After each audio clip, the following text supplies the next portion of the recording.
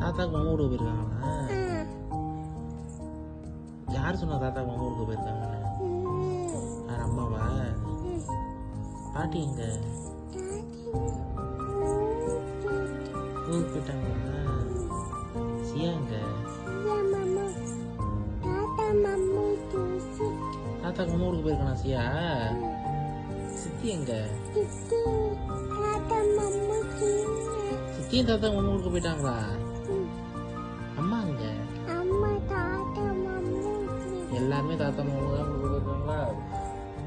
சரி தாத்தா எங்க? யாரு? யாரு? அர்ணிகா இல்லையா? அப்ப நீ யாரு?